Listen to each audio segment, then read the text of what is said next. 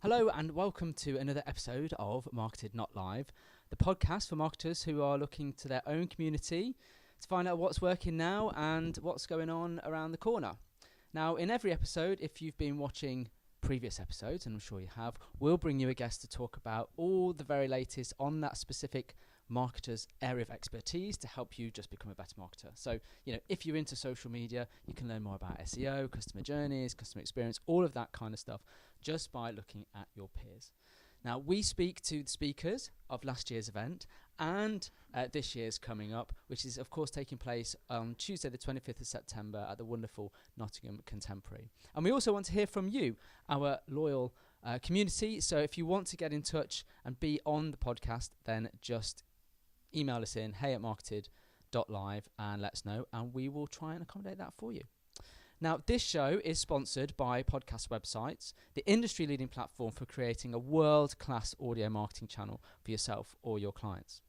Now, if you've been watching before, you'll know that audio marketing is really having the highest levels of engagement now. And according to Edison Research, over 75% of people who listen basically take action based on what the person is saying on the podcast. So the great thing is that they're based in the UK and they're helping us to bring this podcast. So we've got a huge amount of thanks to give out for them. So if you're thinking about starting your own podcast, then just go along to podcastwebsites.com and you'll find out everything that you need to know there. And they also have a very special offer on if you sign up before the 31st of October this year, that's 2018, then you get a reduced membership for life. Okay, now in this episode, I am delighted to welcome the wonderful Victoria Taylor. Hello. Who was, of course, a speaker at last year's Marketed Live and went down an absolute storm. Welcome along to the podcast. Thank you. It's nice to be here. It's just a pleasure to have you on the sofa. Thank you. So to speak. Comfy sofa. Yeah. It's a comfy sofa. We must tell you, those of you who are listening and can't see us, that it's absolutely roasting in here, and on the sofa we are under lights as well, which isn't helping. No, it's hot. It's hot. It's hot. Like your good self. Thank you, Paul. Thank you. And your marketing I like how you did efforts. that. Yeah. Thank you. So today, let's talk a bit about you first of all. Tell us, for those people who perhaps didn't come to the event, naughty people, who you are, what you do. Okay, so I'm Victoria Taylor, and I work in digital marketing, mainly around experiences actually. So I help the businesses and brands that I work with to design experiences, so like physically design experiences, and then we translate them digitally, building communities on social media, and it's just really good fun. So that's it in a nutshell. I'm a digital marketer, but experiential based is my thing. Okay, so let's talk about that a little bit then, because when you came and spoke at last year's event, the thing that everybody remembers is you bringing out a bottle of prosecco for every table at 10:30 in the morning. So tell me why you did that. Because I thought if it's really bad, then hopefully they'll all forget it. So, no. Do you know what? The thing is, I always like to think about moments and how we can make impressions. Because, we live in a society now where getting attention from someone is really, really difficult. And there is so much content that is in our faces on Facebook, on Twitter, on Instagram. And it's like, how can we create a moment that makes someone want to stop and really pay attention? So for me, whether that's online or offline, it's like, well, how can you really make someone stop and think and pay attention to what you're about to say? So that was kind of it. It was about creating a moment between me and the audience that day. And so that's why Prosecco. And I love Prosecco, and people know me for Prosecco. So yeah, it seemed like the right thing to do. It seems appropriate. Yeah. And I think it did have that effect, really. I mean, it's certainly one of the things that people remember most about the event. So it created that moment for you and your talk, but also actually for the day itself. There's not many conferences that you get Prosecco at give alcohol at 10:30 in the morning. It certainly set the standard for the future for sure. What sort of other sort of moments have you created not necessarily of a similar vein, I guess, but where you've worked with clients that perhaps where it's more about experience rather than just a sales-based message? Yeah, I mean, all kinds of things. I brought like collaborations together. There's a venue that I've worked with over Nottinghamshire way where we've done sort of like wizarding Halloween experiences, which has been amazing. I'm going to talk to you about a client later on over in America where we've done sort of experiences. And I've actually kind of set experiences up from over here for them physically over there around the plastic surgery industry as well. Wow. So sort of designing physical experiences, sort of like live demonstrations and all kinds of things, which is very different. So that's something that's been quite controversial but interesting. But over here, creating like I said, with the venue over here, I'm allowed to mention names. Yeah, of course. So did some stuff with Colic Hall over here around Halloween, around like wizarding experiences and afternoon tea. We had flying owls and bubbling cauldrons. That was amazing. And actually quite a lot in the hospitality industry, which is interesting because you can really play with the hospitality industry, right. I think. So I'm doing some stuff with that industry now in particular, and sort of spreading that further afield. So I work with some clients in Cheshire as well, where we're doing some similar stuff around weddings over there, which is amazing.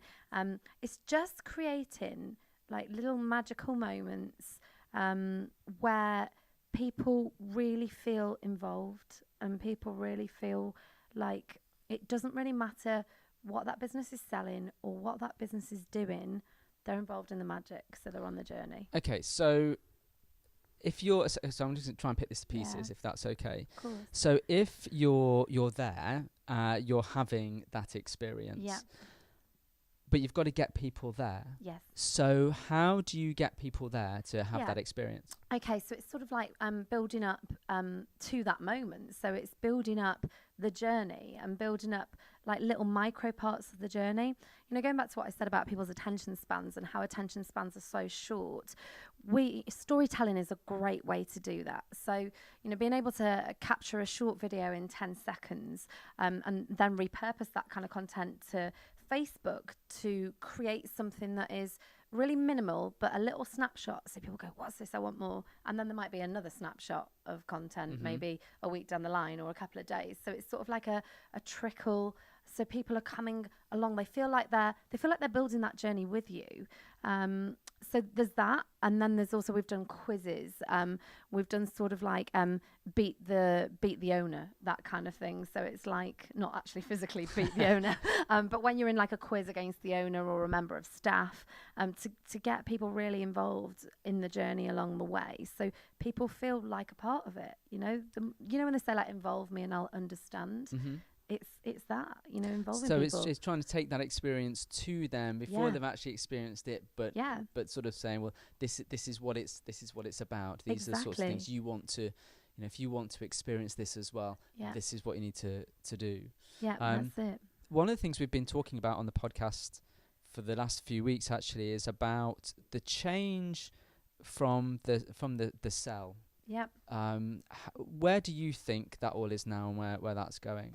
Yeah, so to me, like, I mean, my background is sales. So I've always worked in sales, and I've kind of always said from day dot, I actually don't think you're a particularly good salesperson if you have to sell, if that makes sense. And I just think a lot of, conversation creates sales. And I think if you can have great conversations and you can really build trust in people by having conversations and being very transparent, I actually think selling is a lot easier now because we are so transparent and we are so open.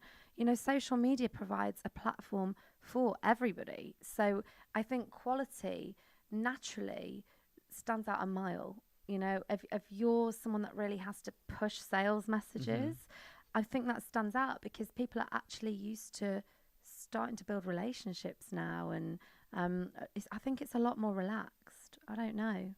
Do you think that successful brands need to be accessible? Yes, I do. And so what's the best way for them to be accessible to people who might want to experience their product or service or event or whatever? I think it can be in a number of different ways. You know, it depends on your brand and what your particular goal is for that brand. But there are a number of ways. I mean, we've got live streaming. If we're talking about online, we've got live streaming, we've got storytelling. We've got Q&As, Ask Me Anythings. It could be involving your audience in your next product launch or helping to design your next phase of a product. Physically, designing physical experiences. So like how can you get people along to, shopping centres or wherever it is you're going to bring them along to share those moments. It comes back to moments, whether those are like moments online or moments offline. It's bringing that connection together, whether that's digitally or offline. I imagine it sounds as though it's potentially easier in a consumer-based market. What about businesses? Is it possible to equate this to businesses that do business with other business? I'm loath to say B2B and B2C because everyone goes on about human to human and all that kind of stuff. But is that possible? How do we do that? Yeah, I think it is. I mean, if you look at sort of like I say the old-fashioned, but like exhibitions and like business showcases, where that has always been the way. You very much get a lot of the business to business in like industry exhibiting. So, the I say old-fashioned, it's not necessarily old-fashioned, but that's been going on for years, where a business owner is forward-facing and dealing with other businesses, a very business-related event where they are just talking to people. So, yeah, I certainly think it's something that's achievable. And like you say, I don't think it matters what your audience or who they are, whether it's business to business or business to customer. At the end of the day, we all want to know, like, and trust the people we're working with, whether we're business to business or business to customer. I hate those phrases. I know, but we understand them, don't we? Yeah, we do. So I'm quite interested to explore this sort of expo thing, because that's still a massive part of marketing, and we do things mainly in a digital capacity. But what I've noticed is still the power of a trade show, and for certain industries, being present is important. But I suppose when you're at a trade show, there's about 4,000 other cubicles. Yeah. What how do you stand out there? Presumably that's about the experience that you can deliver. Of course it is. You take a bottle of prosecco at 10:30 in the morning and you give it out to people as they walk past. It's the same thing though, isn't it? It's creating show-stopping moments no matter what environment you're in. So whether that is online digitally or whether that's offline, like we've said about the MarketEd Live conference, you can still create experiences, when you're at an exhibition stand. And I think that's really important to do that. I remember working with a wearable tech company, and they used to have artists come along and play music on the hour every hour to help encourage people over to their stand. So that was brilliant because it was something different, and people would know sort of like a schedule of who these people were that were going to be playing, and when they could go over and get some like live entertainment, which actually was really complimentary of the brand anyway. They were wearable tech, it was like headphones, and so that kind of worked really well. So I think it's just thinking a little bit outside the box, to think, well, okay, we've got 400 people in this room or 4,000 people. What are we going to do that's different? I think that's amazing. Now that fails, prosecco. Well, prosecco is clear the way. I mean, there's a lot of chuck your business card in here into this bowl, and we'll give you this. But I think the experience that people get, even like you say, if it's a trade show or even if they're getting a flyer through the door, it's about understanding how that person can connect. 100%. And that doesn't matter which industry you're in and who you're selling to. Because at the end of everything, connection. We can't do business without people. So you can plot any marketing strategy, but if you're not putting people at the forefront of that and thinking people first, then you're creating a strategy it's like, it's probably one of the most common things I get asked. How can I market this? And I always say, how are you connecting with people? And it's stripping it right back. So business doesn't happen without people. So we have to create good experiences all the time. Yeah. Where do you get your ideas from? Because I've seen these campaigns that you're involved in, and they are magical. They do stand out, and I know that one of them in particular is nominated for an award. So where do you get your ideas from, and are there any tips that you could perhaps give people in terms of how they can maybe look at themselves as a business or people that they work with to find out what their moment should be? Yeah, I think, I think it's the main thing is letting go of fear. because I think that's probably a more difficult thing when we're talking about the business to business industry, because there can be a lot of red tape in those kind of industries where it's like, oh, we're allowed to do this, but we're not allowed to do this, corporate tone of voice, this, that, and the other. But, you know, it really is pushing boundaries. Unless we innovate, we're not going to do anything that stands out, really.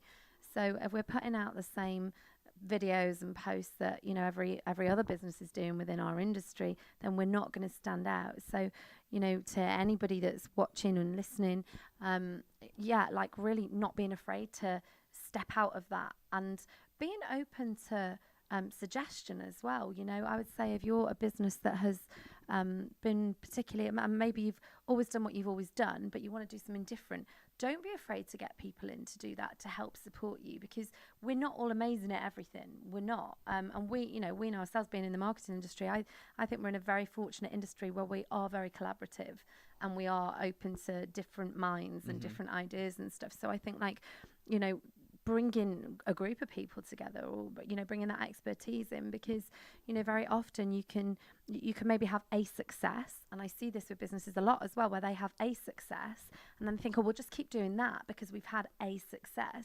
Unfortunately, that's not enough, because everybody's moving so quickly. You've got to constantly innovate and constantly think about different things, because otherwise you just go stale and you'll be that one-hit wonder. Right. So it's constantly reinventing and innovating. So you've got to do your own analysis, I guess, on what you are as a business. And from what I'm hearing, you know, understanding your brand values is important. Yes. I do like the idea of collaborating, because I agree with you. It totally works, and it helps you.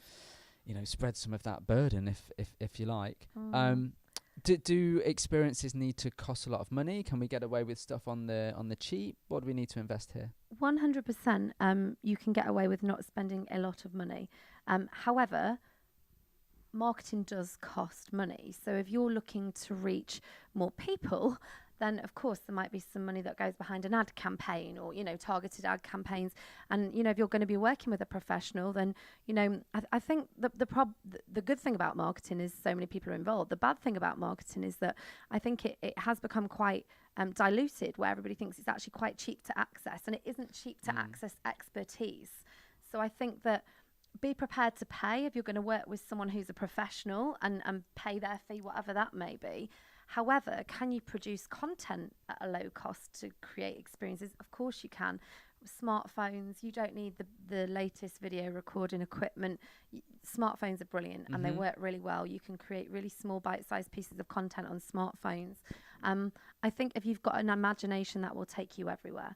So I think that we can be very creative at low cost. Yeah. So imagination is a key thing, and if you don't feel like you've got the imagination, then, you know, bring someone that maybe has.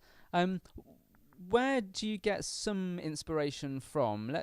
Because people are looking for ideas. Yeah. What can people do to get some ideas? So maybe you know, they can't think of it right out of their head. Yeah. But they can probably go with something if they get inspired somewhere. What are the best places to look, perhaps? I'm not the hugest consumer of content, but I do consume content. I will read books. Reading books is a great way to open your mind. Actually, TED Talks has been a great one for me, because it's exposed my mind to not just, I don't just listen to what people say. I think about the processes that go behind the things they're saying when I watch them. I think TED Talks are a great one to start with and watch. Books, actually the Chris Anderson TED Talk book is amazing. That's a really good book. Dale Carnegie, he wrote an amazing book, How to Win Friends and Influence People. That's a brilliant business book to read. Your peers, like, you know, watching your peers, watching people in your industry and not being afraid to watch people in your industry, you know. And when I came in here today and I was putting you on my Instagram story, saying I love you on Instagram stories so much. And it's just like observing that. And it's not always like listening to what people are saying, but like I'll watch your facial expressions and think, God, that's hilarious. Like, and it's just, it is, but like watching, not just hearing what people say, but really observing and thinking that's great. And you learn from body language, you learn from people, you know, you can learn from TV and television programs. And, you know, people say, you know, don't watch TV, but, you know, I don't watch a lot of TV. However, you know, this summer I've been addicted to Love Island. Haven't we all? Exactly. Can we have a chat, Paul? Can we have a chat? I got a text. But it's been the most incredible thing to watch this year, because they have nailed social media. Oh, haven't they? They have absolutely nailed and it. product placement Product as well. placement. I went and bought the corkscrew curler at the weekend because I saw it on Laura on Love Island and decided I wanted that. Right. But they have nailed Instagram stories. They've nailed Twitter. They've brought together traditional and digital together. And, you know, people say, you know, oh, TV dumbs your brain. Actually, no, it doesn't. This TV show might be the most, like, dumb content, but I've learnt so much from it and learnt so much from how it's been marketed. I agree. I'm glad you've said that, because, you know, the state of their relationships and who's hooking up with who and how many times they're going into the hideaway, whatever it's called, as if I don't know. Yeah. Whatever it's called. is something else. But actually, you know, the moment for me was when they had a pool party, and it was the Ministry of Sound pool party. And of course, the Ministry of Sound have got the Love Island mix album. I just thought, this is so clever. They've got everything involved. It's brilliant. And those like bottles that they've got on there this year, that with the names on the bottles, you know, you can't go on Facebook without them coming up in your feed. And it's like, it's just amazing. And it's so entertaining. And actually, do you know what has been really interesting for me is watching the show and then taking to Twitter to see the conversations that are happening around it. You know, the content is in the conversation, and that's why people are involved. Right. They're having the experience, aren't they, of Love Island? So it comes back to experiences. Mm-hmm. So people can criticise and frown upon, you know, people go, well, what are you watching Love Island for? Actually, it's fascinating because it educates me. I'm involved in an experience, and I'm watching how other people feel like a part of this. Right. And because they feel like a part of it, they're going from TV to social to buying products to TV, sharing it. And sharing it. So like, TV is a great source of inspiration. I'm not saying sit in front of the TV all day, because like you'd just be sitting watching the TV all day, but like inspiration is everywhere. You just have to be open to it. I think it's fascinating that we've ended up talking about Love Island, but in a marketing so topical though way. Incredible. Yeah. Right. So post Love Island, yes. Where is experience marketing going? Look to the future, because this year's Marketing Live is all about the future. Where's this sort of thing going? Do you know, I don't actually think we can say where it's going, because it's moving so quickly. I don't actually think we can say it's going to go this way, or it's going to go this way, or it's going to go this way.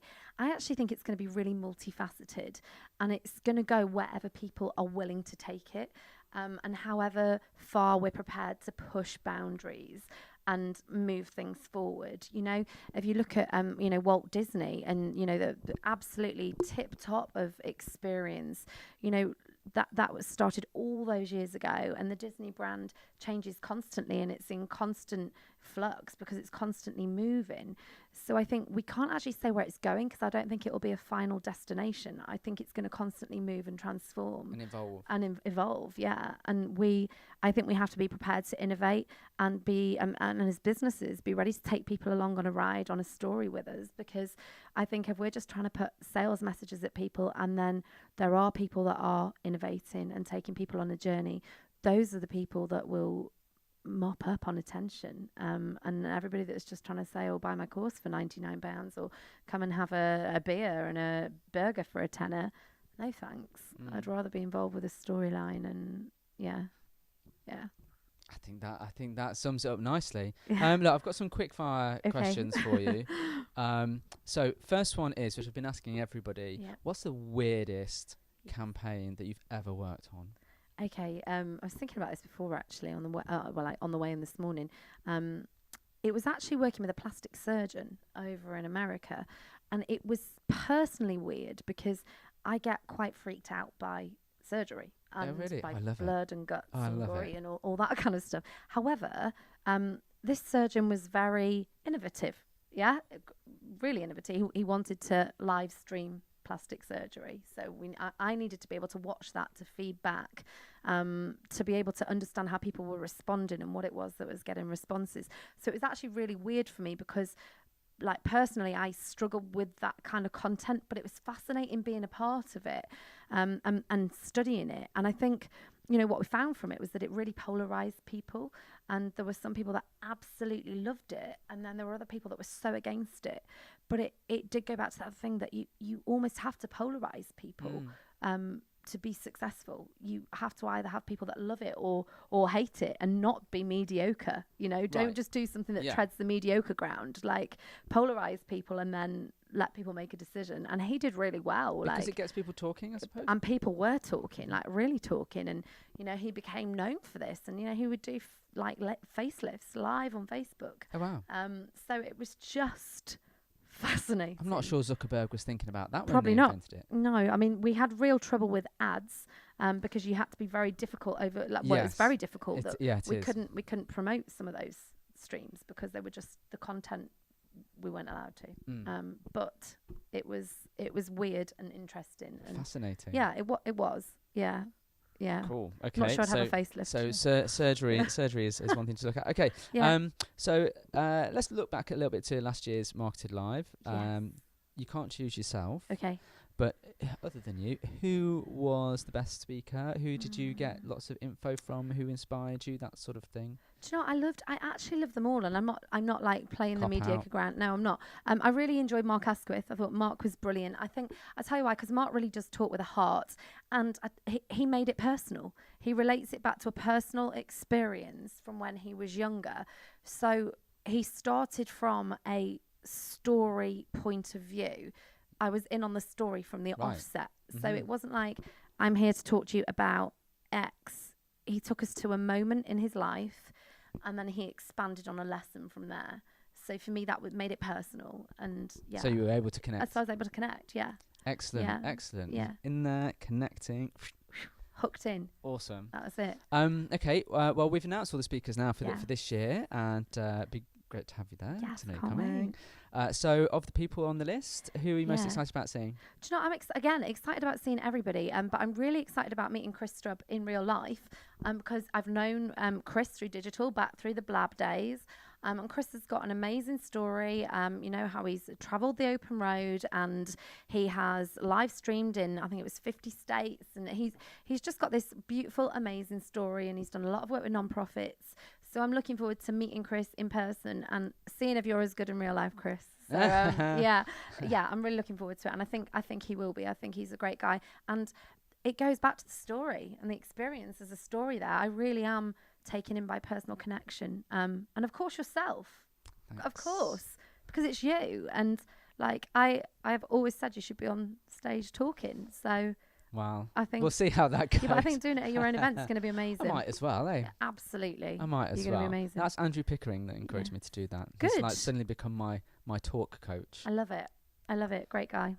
Well, in fact, to be perfectly honest, I can't remember in which order these podcasts are going out. But Andrew and Pete, we have recorded a session with them, so you're either before or after them. Oh, brilliant! You know, brilliant. Well, guys, I'm before you. What a pair of great guys they are as well. Yeah, they're amazing. Okay, where can people get in contact with you if they want to talk to you about experiences or just have a bit of a chinwag?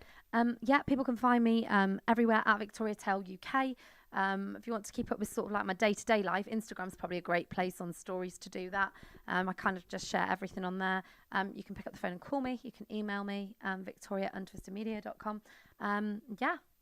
Awesome. Whichever way works for them. Lovely. Yeah. Thank you ever so much for coming in, sitting on the sofa, being on the podcast. Can't wait to see you in a couple of weeks anyway. I know. And it's not actually, Marketed Live is not that far away when you hear this. Exciting stuff. Yeah, it is. Thanks ever so much. That's it for another episode of Marketed Not Live. If you've enjoyed today's show, we really would like you to leave us a review on the podcast platform of your choice, Stitcher, Spotify, Apple, whatever. Remember that our event brings all of the best speakers, all to do with different aspects of marketing. So if marketing is your thing, you really do need to get down to Marketed Live at Nottingham Contemporary on Tuesday the 25th of September.